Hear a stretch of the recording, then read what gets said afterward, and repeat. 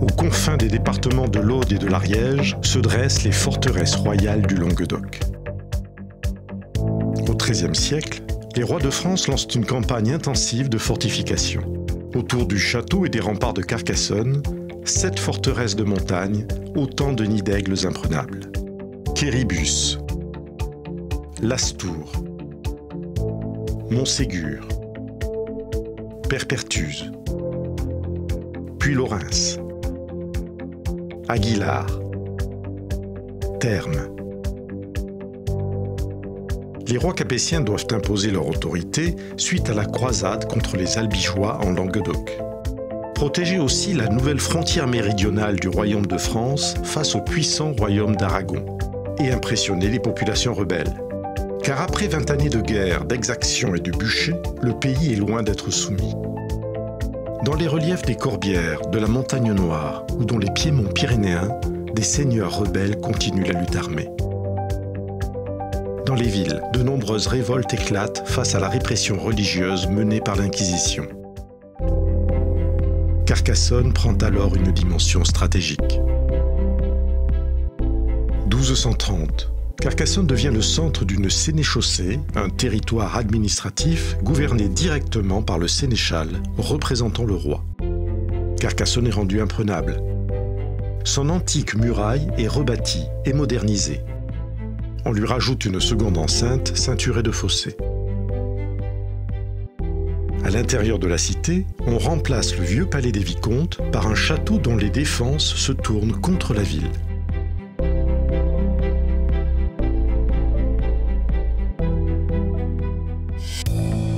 Dans le même élan, plusieurs places fortes seigneuriales, dispersées au cœur des zones de relief, sont confisquées par les sénéchaux du roi et transformées entièrement en forteresses royales. Elles ont été bâties dans un temps relativement court grâce à d'importants moyens financiers et des équipes hautement qualifiées. Tailleurs de pierre, maçons et charpentiers doivent donc déployer une grande maîtrise technique sur ces pitons rocheux du pays. Sur ces reliefs, il faut alors adapter les principes de l'architecture militaire capétienne du nord de la France. Régularité géométrique du tracé des enceintes, multiplication des tours rondes à archères, présence de tours maîtresses intégrées à la défense et de logis adossés aux remparts.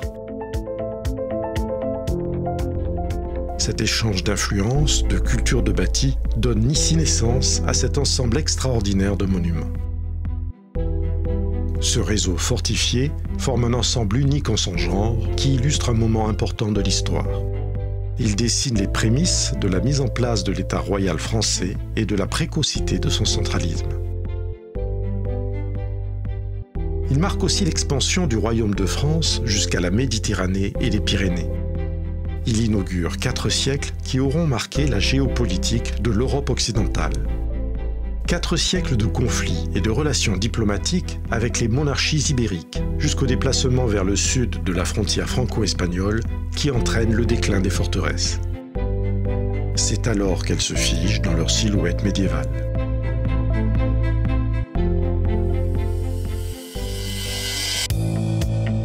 Le système fortifié de la sénéchaussée de Carcassonne est aujourd'hui sans équivalent pour les XIIIe et XIVe siècles. La place forte centrale et les châteaux de son système de défense présentent une unité architecturale exceptionnelle. Les châteaux, répartis sur un vaste territoire, surveillent et dominent encore symboliquement des paysages préservés d'une grande beauté. Les forteresses royales du Languedoc se dressent sur une terre où nature et histoire ne font qu'un.